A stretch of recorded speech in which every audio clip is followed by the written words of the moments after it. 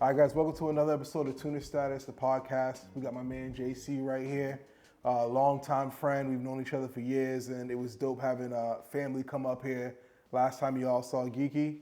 The link will be in the description box below as far as catching that latest podcast and everything like that. So we're here to talk about, the lifestyle between, cars and friends and, now newly being married and what it's like, balancing that lifestyle and things like that. Do you lose a bit of yourself? Do you find more of yourself, as we grow into this thing called life? So tell us a little bit about, your history with you and cars and, what you start out with. So like, honestly, oddly enough, I didn't have a crazy amount of influence to cars, like growing up. Like I saw my dad kind of tinkering with his cars, my mom's car. He's a general contractor. He kind of touches everything. You've seen my parents' crib. It's crazy. But I just always saw him doing that. And I always really paid attention a lot more when he was working on cars. Never really with the house shit. It was always with cars. As I got older, it was one of those things where it's just like I gravitated towards it more. Once I finally got a car, got a license, I fucking reached out to Craig Maxwell because I saw he was linked up with Geeky actually when he was in Team Geeky Build way back before they broke off and became Ronin. And yeah, that's kind of where it all really stemmed off. At the time I had a 02 IS300. That's when I joined up with Geeky Build, met Geeky. What made you go with the IS300 though? Honestly, because during that time in that era, it was all Teggies and all that stuff like that. So to go with the IS was a little bit, off. Yeah, it was. I think when I got that, it was like 2014. Yeah. And honestly, I just wanted to be different. I didn't want to have what everyone else had. I saw everyone at the time. Everyone had a Civic. Everyone had an EK. Yeah. Everyone had the FGs.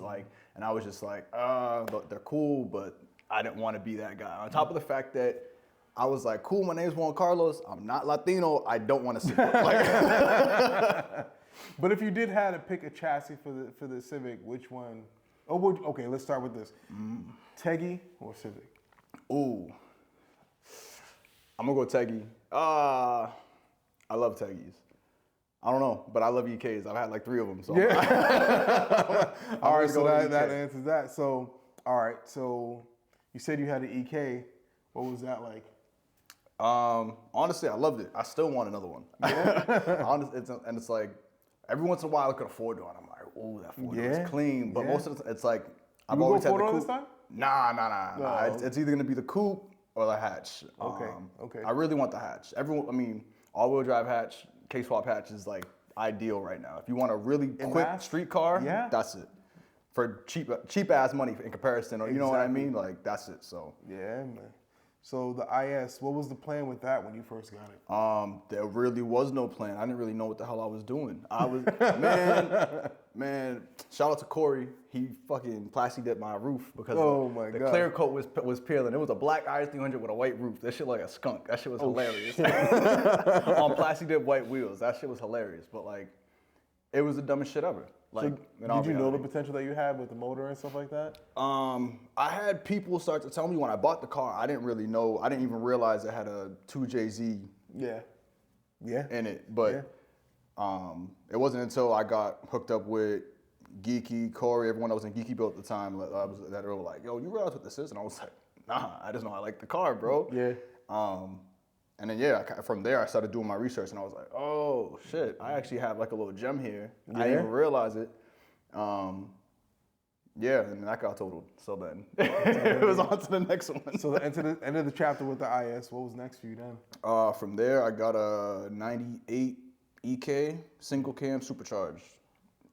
Off rip. Yeah, that shit was fun. Yo, that's crazy. Dude, you literally went opposite with everybody from the beginning to now. It's like, because everybody then was just like, eBay turbo kit. Right. eBay turbo kit. Or you got some really good piping because you didn't want to deal with the 30 pieces. Right. And then you swapped over and actually got like a legit turbo to pair with it. Right, yeah. So, luckily I found some kid that was in Revere at the time, and he was selling it for I think I got it for $2,600. Yeah. With an extra set of fit wheels. I got it for cheap ass money in comparison to what it was. I ran that for probably another year before the motor blew on it. Stock internals was around 13 PSI. on no tune. It was running off of a fucking, was it a BFI or BM, something like that. It was like a diaphragm that sat up against the firewall, and there was literally a rubber diaphragm inside that like opened and closed. What? It's some old school tuner from like early 90s. And I was like, I saw it and I was like, bro, what the fuck is this? I had to like do mad research just to understand what was going on. So was that the car that taught you the most? Yeah. That was my little Frankenstein car. I took that apart. That was my first time doing any real motor work. That was my first time even attempting to pull a motor or do anything crazy. Like, and the sad thing is, I did a whole swap. It ended up, actually no, I did a timing belt. I ended up blowing the motor on the timing belt because I didn't put the slack in the right place before I pulled the tensioner. Like rookie mistakes that like now I understand exactly why I fucked up. Rookie mistakes. Bro, I'm telling you, Geeky was there. I had it on. I'm like, yeah, this just running, da da da da da. It's dark out. We look down. Yo, header's cherry red. Geeky's like, bro, your headers are red. And I was like, yo, what's that mean? That's cool as fuck. But what does that mean? Yeah. So yeah, I cut it off. Shit never turned back on. Ended up attempting to do a swap and then lost interest. Ended up selling the car as a rolling shelf for like $600 or something. Yeah, I remember. I'll never forget the time me and Geeky was talking about it. Was I was riding, and Papers wasn't really official that night from the meet. And then coming from Mass Vapors, it was just like, yo, we gotta take back roads back to the crib. And that night, I was just like, yo, we are the most like hot boy ass niggas on the planet. You got Geeky with the slim 82 Corolla wagon, with no hood. With no hood, bright red. Then here you got with me, no papers, I got no hood, and then you got a supercharged Civic, and we're all flying down the back roads trying to swerve and weave through these potholes, and it was nuts. But I was just like, yo, this is lit. This is what it's about. The car event was dope, but that ride home was like, yo. Well, shit, that's like after, because when was it? When I got the other Civic after, when did I get that Civic? We got it off your boy in Peabody. After the Mazda Protege I had died. I grabbed that Civic. Same deal. We went from Peabody to Mass Vapors. I had no papers. I just threw my plates on it, and I drove it home. By the way, make sure you get all your paperwork. We're not going to send it to any of this now that we're older. Trust me, it's so much better when you're our age and your insurance is regular price. Yeah. We don't do that no more. Because you realize that you can insure like 6 cars for like for the same price as one. Yo, what's the most you ever paid for insurance? Monthly. Monthly, it was probably when I had my first Lexus. I was paying like $230 a month. I USAA at the time though. That's why I had the hookup. I was paying $740. $740. On what? On a. You about to say some dumb shit. I was paying I was paying decent money when I had the '96 Camry. And then I was like, oh yeah, I'm good. Like everything's smoothed out. And now I was paying $740 the first time I registered the EK and did the insurance on it. And then it went to $762 when I had the GSR. Man said in 3-4 months he paid more insurance than what the car was worth. Boom. Nah, it was killing. Yo, I was bad. I was wrecked because I wanted to go fast. Word. And Wendy's was messing me up, bro. Like, yo, going to them Flav nights thinking I was dipping on the police and I really wasn't because they just mailed that ticket. Yep. It was bad. Glad I never touched those. I stayed far away from that shit. Yeah. Did you ever go to the Flav? I think I went to one. Correction. I went to one ever. I went to one in South Bay. Yeah. South Bay. Ended up running from the police that night, but that was the thing. You started at Wendy's, went to Northgate, from Northgate to Denham to Legion, and then back, and then before you knew it, your $20 that you spent to gas. Back when $20 actually meant something. Right. That shit was a night. It was a night that a lot of people won't ever get to understand. Yeah. But so we talked to Lexus, we talked to EK and Supercharger and things like that. And, it seemed like you took in a lot of influence from, learning off the building with the car and also meeting these new friends. So you said you met Geeky, you met Craig. And what time frame was this? What year was this when you first met them? Craig was from Malden, so I knew him from like high school. Okay. Geeky, obviously, like I said, I only met him through Craig. That was 2014, like early summer 2014. Yeah. And then it kind of just stemmed from there. That's when from there it was shows, getting up early, washing the car, going through all the motions and really learning like, all right, cool, this is what this culture and this life's about. So how was it with, I mean, did you build anything with your pops and did you, hit the ranch with you? Because I remember first time pulling up to your crib and then I seen the whip back then. I'm like, yo, is that an ambulance? And I was like, nah, this dude definitely, messes with some shit. And then you hit the button on the gate and I was just like, all right, yeah, this family definitely messes with some shit. I mean, he helped me with my first swap. So like, it was one of those things where if I was ever outside just like wrenching, whatever, he would pop out, what are you doing? I'm just like, oh, do you know how to do this? Do you know how to do that? He would come over and show me, but it was never like a father-son thing. Like, all right, I'm gonna come out here and do it with you. It was just kind of like, oh, you need a hand? All right, I'm gonna come show you real quick. It was kind of more. It was definitely one of those things where he saw it was more so my realm, and he was like, "Cool, I'm gonna let you rock. I'm gonna teach you what I can, but I'm gonna let you rock." And it's funny because as time went on, everything came to fruition. It switched, and it was like, "All right, cool. Oh, you're doing this to your truck. Oh, hey, did you do this?" And he looked at me like, "What?" So now you're dropping it. Yeah, exactly. Yeah. That's what's up. That's what's up. So now time fast forward and goes along. Then I meet you. Become part of the Tuna Stratus family and things like that. What was it like being a part of an online community? It was honestly, it was cool to kind of like, oh yeah, I fuck with cars. When you meet someone, they're like, oh okay, cool. Oh, I have this, and I'm like, oh, I actually like I'm a part of Tuna Stat. It's like, oh shit, I actually go to this meet. It's like, word, that's fire because it's like it shows that the how far the internet can outreach, and it's like we had people coming to events that we didn't even know that I'm running into later and actually fully making that connection. Yeah. And it's like, oh, I've already been to you. Oh, I've seen your car and I've da-da-da-da. And it's like, dope, bro, when you have those moments and you're meeting these people and it's like, oh shit. Yeah. Oh shit. Yeah. So, or even when they're like, oh, this is my car. And it's like, oh shit, actually, I remember your car because I remember seeing A, B, C, and D on your car. They're like, oh shit. And it's like, just to show like, yeah, I actually paid attention to your shit as much as you paid attention to mine or whatever. So for you, when you're on that side of the things and being part of the online community, what was, in your opinion, better? A lot of the local heads might know, and some of you guys might know, we used to have local meets called the Mass Vapors Nights. There used to be a Wednesday night event that we used to, put together and have everybody come out kind of like, a hump day, just like, yo, it's midway through the week, let's break it up. What did you like more, the larger scale events or the Wednesday night meets? Wednesday night meets. Yeah? All day. Only because the larger scale events, as enjoyable as they can be at moments, overall, it's not a fun day for us. Yeah. Because we're running around. Yeah, it's hot.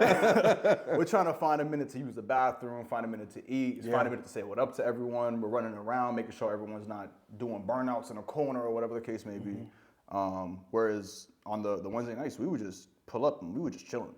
Yeah, very slight moderation, but it was every once in a while. Like we had to pay attention to a person, but it was rare because people knew us and they knew that they wanted to come out and have a good night. Exactly. So they pretty much kept their shit together, and it was most Wednesday nights was smooth. Yeah, we used to rarely ever had issues. Rarely ever. Yeah, we had it packed. So, what's it like now for you seeing the newer generation and what they're doing and what they're offering to the car scene?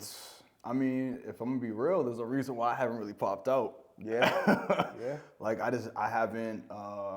haven't had anything give me that pull to like, yo, you should really come over and like hang out. Like, there's definitely a couple times I wanted to pull up to the beats that Jose was doing during the week, and it would just be one of those things where I'd go through my day, and the funny thing is Wednesday's my day off. I'd go through my day, I'd get everything done in the morning. I'd be like, cool, I'm gonna go later, and then later on would come and I'd be like, man, I'm not driving all the way to goddamn Winchester right now. I'm gonna sit my ass down. Yeah. But just be like that. That, and it's just the builds aren't the same.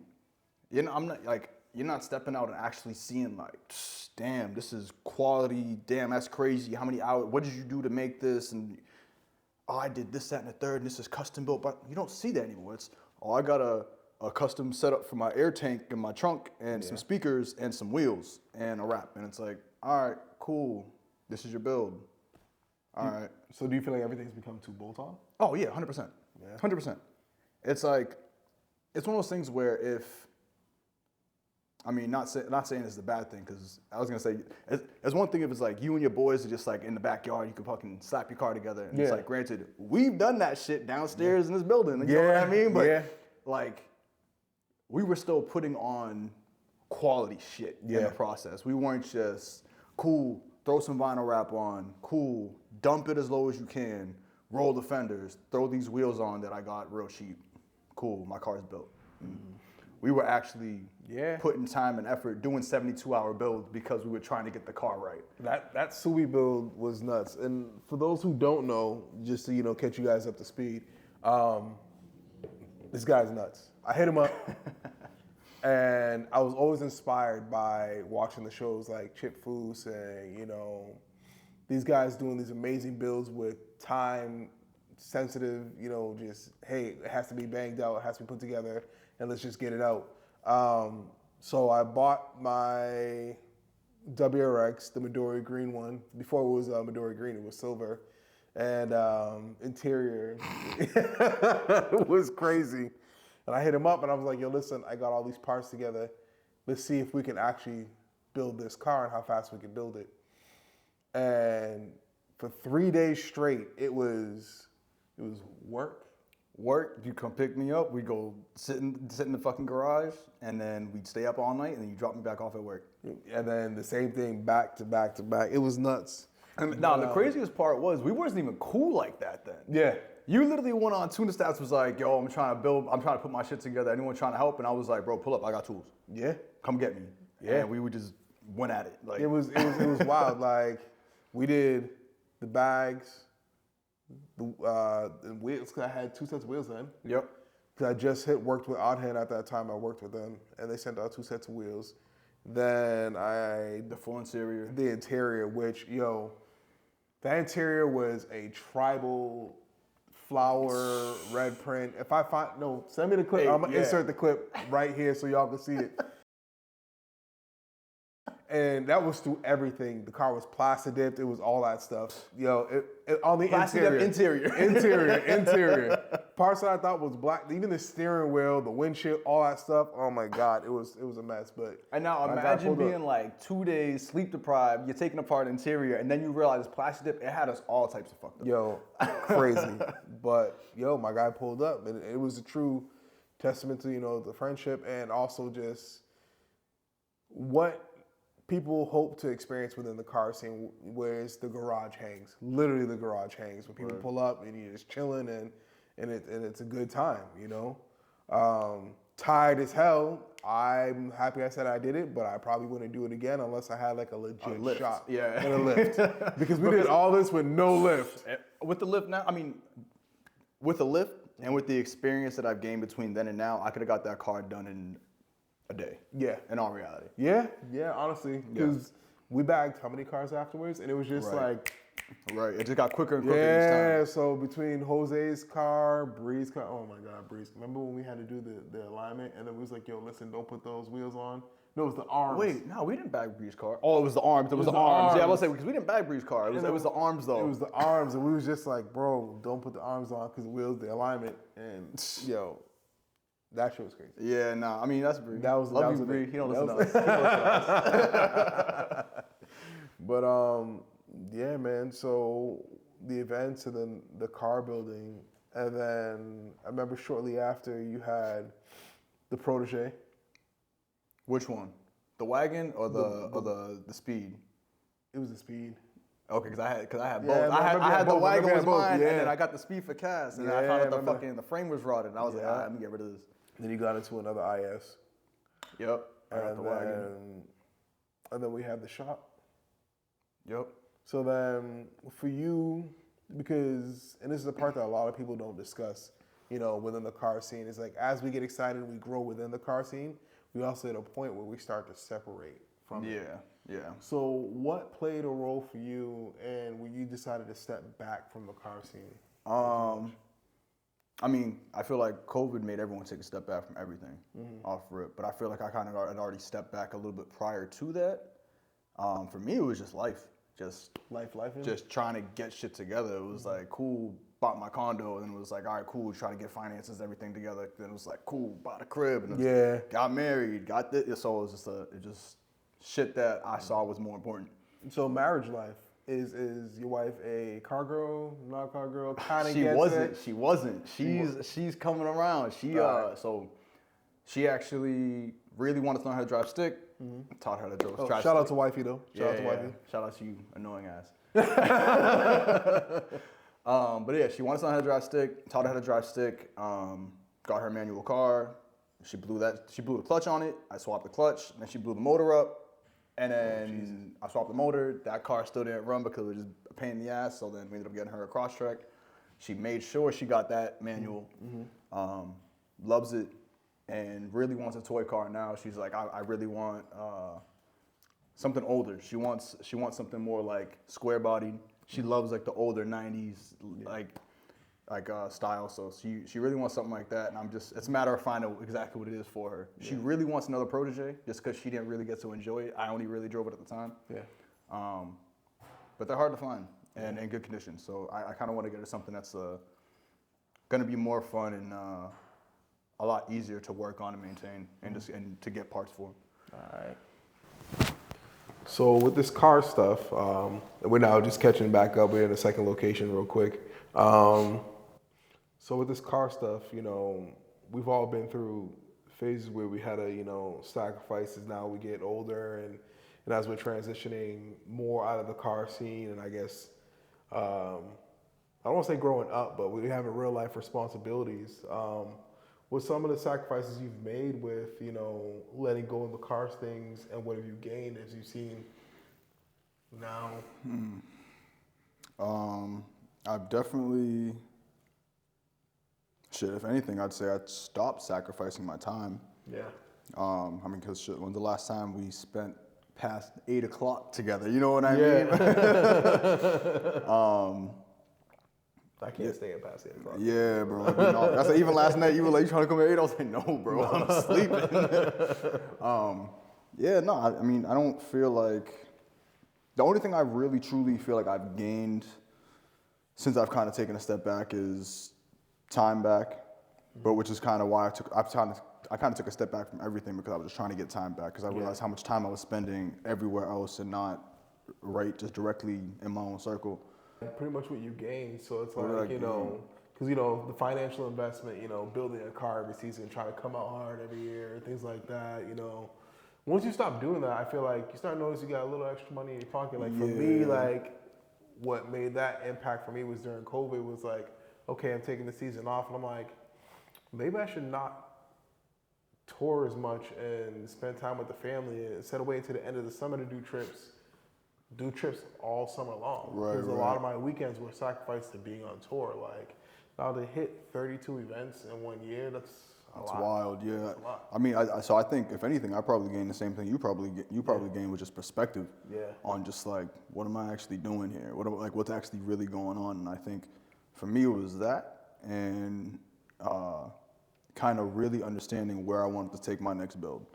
Because I mean, bro, in April it'd be 4 years having S2K. Which is which we haven't talked about yet. We're about to get into that. But that's like honestly, when I even say that, like it's wild to think I've had the car for 4 years, but I haven't done shit to it. In all reality, like it needs work. You know what I mean? Like I can look myself in the mirror and say I probably have one of the most clapped S2Ks in my area. Oh my God! In my area, I feel about the same way about my M3. and it's like some people are like, oh, like still an S2K, but it's like. At least around me, there's some S2K builds that make me mad. Yeah. Like they drive by my job and I'm outside and I'll look over at them and I'll just do one of these. Because I'm just like, man, I want to be where you're at right now with my car. So how did you fall into the S2K though? Because I remember, so starting off with the IS and then transitioning to the Hondas, what made you want to get an S2K though? Honestly, at the time, I was really gunning trying to get a Supra. Like that was the goal. A Mach 4 Supra was just like, I was like, nah, that's what I want. And I was kind of looking, and Mach 4 Super was completely out of my price range. Yeah, inflation. So remember, Mark 4 Supers at one point, you can get one between 18 and 30, depending upon the condition and the mileage. Yep. When I was looking, now we're talking about 80 to 100 and something K, bro. Yeah. Wild. And when I was looking, it was right at the beginning of COVID. They were still going for like below 40s just to start. Yeah. And I was like, yeah, no, I'm not spending that. That's ridiculous. And I ended up getting an S2K for fucking 9.5. That's crazy. 9.5 with 113K on it. So I was like, all right, this is a no-brainer. I had to get it. So clean underbody, had to. Are you more the performance, or are you into the looks and aesthetics of the car itself? No, performance. I want to be able to be chilling and just downshift and be out and not have to worry about, oh, I'm only riding on an inch of fucking tire. I want that. Yeah. I pay for the full tire. I want to use that full tire. Yeah, and them tires ain't cheap. Yeah, they ain't cheap. So, I mean, talking to S2K, what is some of the realistic goals that you wanted for the car itself? So the main goal is it definitely needs to get boosted. I want to go supercharged, just because. You want to go back to supercharging? I want to go back to supercharged. Yeah. The funny thing is, I've never owned. Actually, the only turbo car I've owned is the Protege. Yeah. That's the only turbo car I've owned. And I'm definitely gonna get a turbo car at some point, but with the F20, I like the numbers and the reliability you get from the supercharger on the F20s. So I'm like, I'd rather go that route. Yeah. Pretty easy to install all that. I can fabricate whatever I need to. Bro, that engine bay, you guys got like so much space. Y'all can do whatever. You can put the turbo or the supercharger. Supercharger mounts directly right in front. Yeah. So it's like, that's how much space y'all got. Yep. Meanwhile, the M is like contorted up underneath the bumper somehow. Yeah, man. So yeah, so definitely supercharger. I mean, I need suspension work. I'm on Team Coils. Like I'm on stock like struts. Like my suspension's ass. I need new wheels. I need new tires. Like in general, the whole car needs to get ran through. Yeah. Like in a good way. It needs to get ran through in a good way. What did wifey say when you brought home the S2K? When did you have the conversation? Because that's another thing that, like, you know, being in the car scene that we don't tap into is like the significant others and how their involvement in it. Was she supportive of you getting the car, or what was the discussion like, saying, you know what, I'm bringing this home regardless of how she feels? But it was kind of an in between where she understood I was getting a car. Mm-hmm. She didn't necessarily fully agree that it was the right time for me to be getting it. But a month later, when I turned and said, hey, you know, I paid $9.5 for that, and now it's worth $20 because we were right in the middle of COVID, and for whatever reason, S2K shot up in price. I was like, hey, I just made money. Yeah. She was like, oh, okay.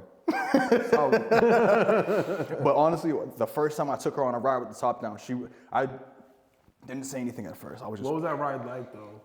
Dropping the top, chilling, like, yo, you're like, cause you know there's that phase where you're just like, yo, this is my car. Yeah. This is my car. Get a little nervous every time you get into this driving and shit. Did you stall? No. The first time I took her, I think we were actually going to a show or something like that.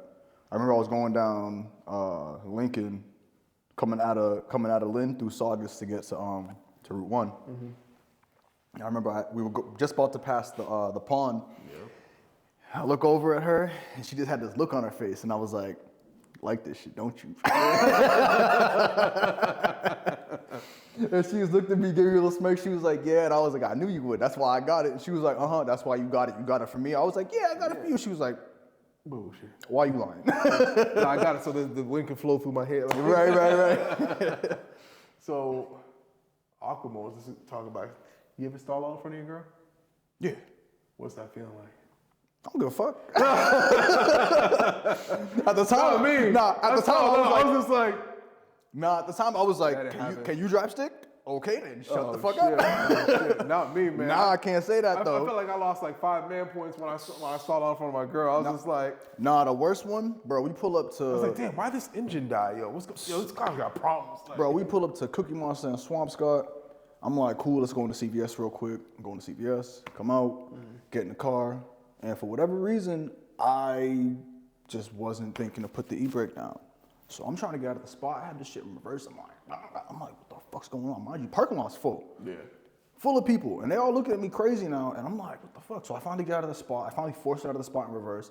And I'm like, go to pull forward. And I'm like, yo, what the fuck? And it stalls out and dies. I'm like, what the fuck? And then I look down. I'm like, oh.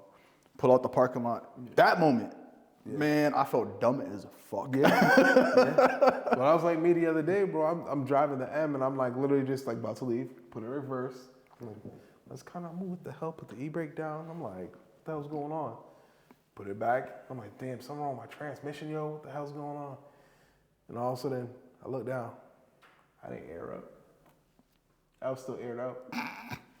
And I was like, yo, this is leaving that shop 4 in the morning, bro, after doing the downpipe and shit's car on DJ's car, bro. Like, I was like, I'm tired. Yeah, like I'm tired type shit, bro. I was like, yo, I gotta go home and I gotta sleep right now, yo. This is crazy. But so there's this compromise with the wife now, and y'all had an amazing wedding, beautiful wedding. And y'all had me up there like a fucking baby, which I was trying not to. I was like, listen, I don't get emotional for much, but when it comes to family and like people I consider family, yo, don't judge me. The tears was coming, yo. And I was just like, I looked to the left, everybody was looking at me. I looked to the right, I was like, y'all better leave me alone. And LaShawn, you better not get no freaking video of this shit, bro. I was, yo, that day. Shout out to LaShawn for taking the video for that shit. That day was dope. Mr. Gummy Worm. Seeing everybody come out and come together and seeing that moment in life was real, real beautiful, seeing both you guys come together because, you know, it's not too many people that you could tell are just naturally meant for each other. Mm-hmm. But seeing the balance that you two offer each other was like amazing since day one. No, I appreciate that, I really do. Because, I mean, when you got your boy, you're like, yo, listen, is this a good one or is this one for a good time? Word. And then you have the conversation with your boy, because sometimes we both know we all have friends, but you can't tell them nothing about their relationship. You got to let them know. You got to let them rock out, yeah. You know? Yeah. But would you prefer that she was more of a car scene girl or right where she's at? Nah. I don't know, because so me and her do a lot together. Yeah. We work together at this point. Like, we do a lot together. I like having my separation. I like being able to be like, bro, you can come if you want. You want to slide, you can. You can kick it with the boys. Like, it is what it is. But if you want to stay here, you can. I'm going to go kick it regardless. Yeah. On top of the fact that I don't know. No offense to any of you car scene girls, but some of y'all kind of annoying. They'll like cry for attention and just, I don't know. I don't like that. That's not me. Y'all like what you like. I don't like that shit. So you got the S2K. You wanted the Supra. Do you still want a Supra? Or if you could say everything's going great, life is life right now, there's balance, what car do you see yourself getting? Man, that's been a toss-up for a minute. So honestly, I'm getting rid of a lot of cars. So for those of y'all that don't know, I have too many cars. A lot of pieces of shit. Break it down. What's in the collection? Shit. We mean it's in the junkyard right now? Oh my God. Shit. So obviously, that's 2K. Mm-hmm. Wifey's Crosstrek. Got an F-150. Got from Andy. Shout out to Andy. That I'm gonna fix and probably just get rid of. Wifey's old Impreza. That I need to just junk. The Bug Eye I got from Nikki. That's probably gonna get junked. Yeah. Or just parted out. So if y'all need parts for a Bug Eye, I got carbon fiber parts, all that shit, let me know. And then the 325 wagon. So ironically, wifey was like, nah, I want that one. Yeah, that's mine. And I was like, you know what? I'm surprised Geeky didn't buy that off of you. Yeah, I'm surprised he didn't either, but it is what it is. Yeah. Wifey wants it, so I'm just like, cool. Slam this bitch on some BBSs. That shit look crazy. Yeah, especially in that. Bro, really, especially in that color, because that red is just that red is a nice color. So I mean, we'll see what's up. I mean, end of the day, I'm getting rid of at least 3. Yeah. At least 3. solely, I mean, mainly because I want more space in my driveway. And when I moved in, I was like, where'd I got all this space? And I filled it up real quick. And I'm like, get rid of all this shit. And if you're missing one. Oh, the bike? Yeah, the bike's in the shed. I forget about that one because in the Which shed. I'm waiting for. As soon as, listen, I want that bike, bro. I want that bike, yo.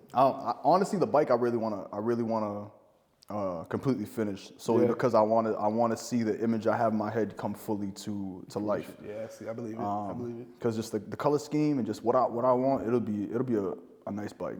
I'll be able to get that off real quick because people are gonna be like, shh, dang, give me that. But yeah, nah. As far as what's next though, I don't even know. I really want something all-wheel drive turbo. It's a debate on if I want to go all-wheel drive turbo and stick with having all my cars be manual, because as of right now, the only car that's not is the F-150. Or just kind of dive back into my little luxury sedan with a little power vibe, which is kind of what I really want, but at the same time, I'm like, you can have it all.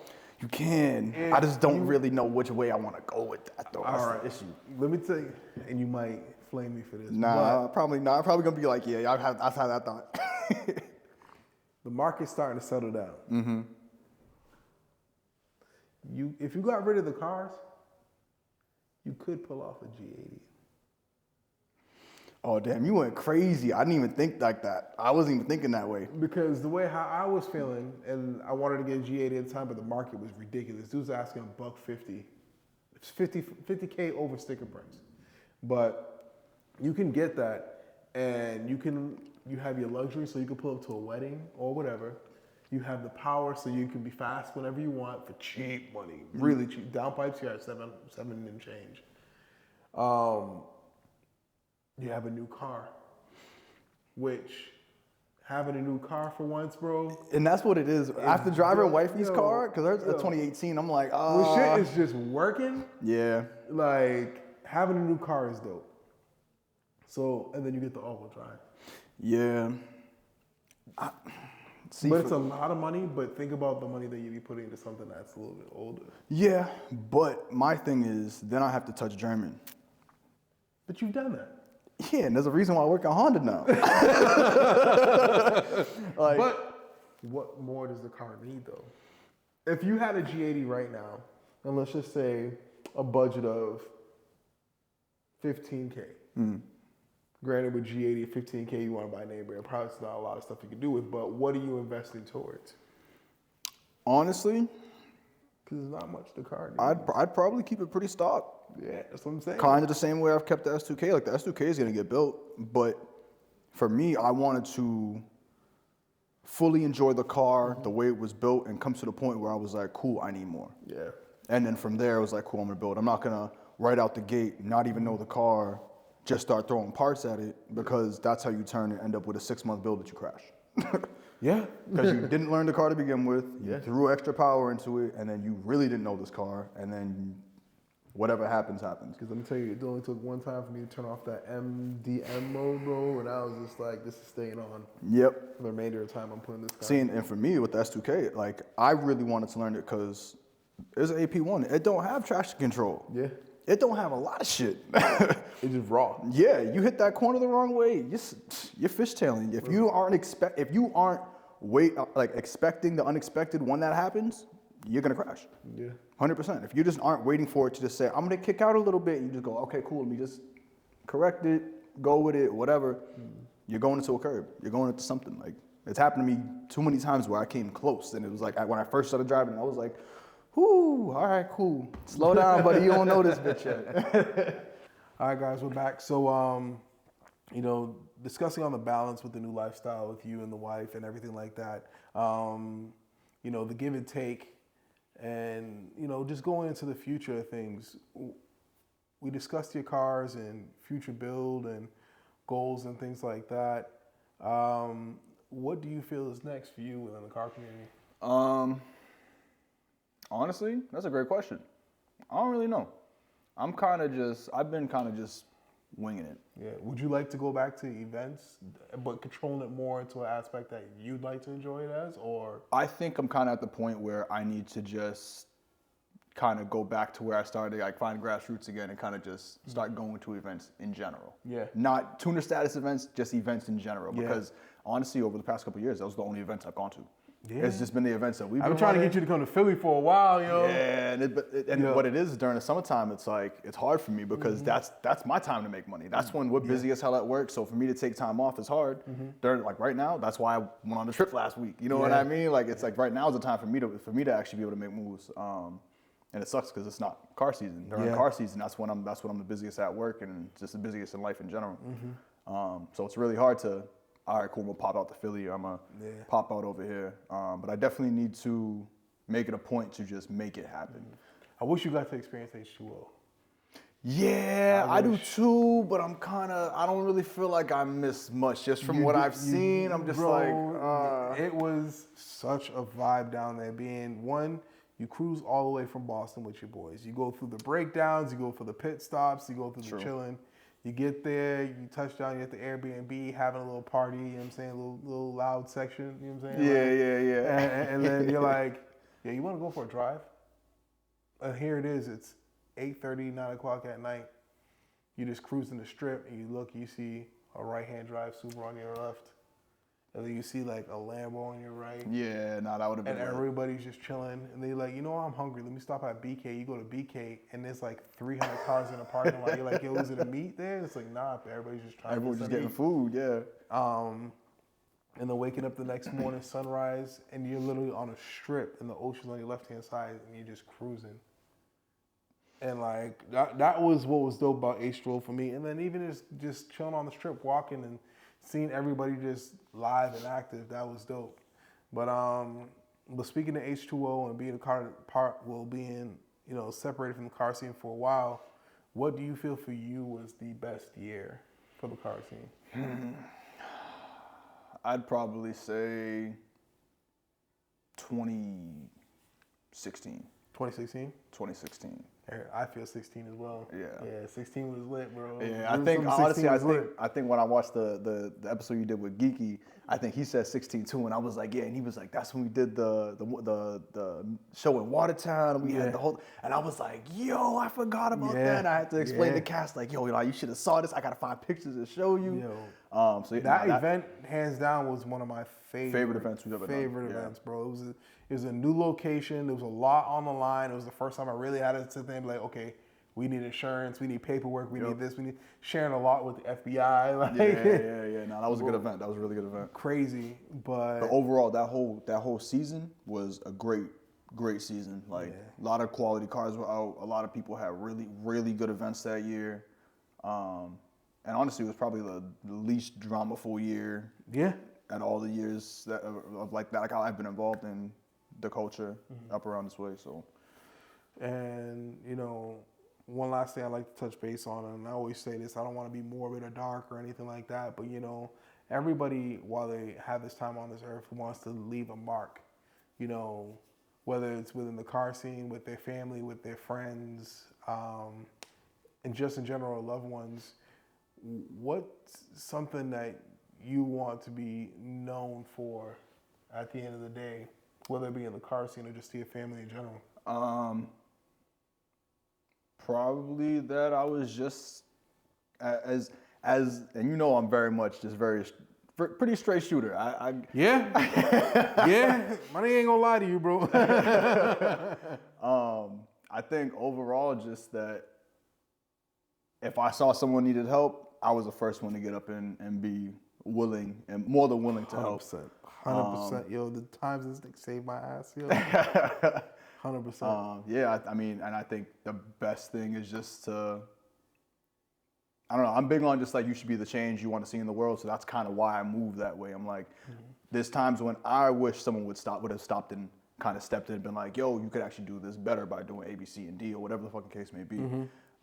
So it's like, when I see I have that opportunity, I feel like I need to go out of my way and do so. Yeah. So for me, it's just help out. I mean, we all run into shit. We all have moments where we need help. Just because you don't know that person doesn't mean that you can't help that person out and build that relationship, build that friendship. Us being a perfect example of that. We literally, like, before he had posted this post saying like, yo, I need help bagging my car, Literally, I had him added on Facebook. I just knew he run to Tuner Status, and my boy knew him. That's it. That's all I knew about Rex, and I knew what car he drove. And then from there, we became inseparable for months after that shit. Shit was crazy, yo. Some wild shit. That night in Franklin. Oh my God. Man, that was a good nap in the backseat. Oh, man. All right, guys, but this wraps up this episode of Tuner Status. Thanks for watching. Thanks for supporting the pod. Thanks for giving the feedback and everything like that. We're going to bring more guests and you know, more improvements to the show and everything like that. This is my man, JC. I'll drop all his information in the description box below, as long as links for prior episodes so you can get caught up and everything like that. Once again, thank you for coming out, bro. Really appreciate it. All right. My God. Until the next time, y'all know the vibes. Stay up, stay blessed. Peace. That's 100.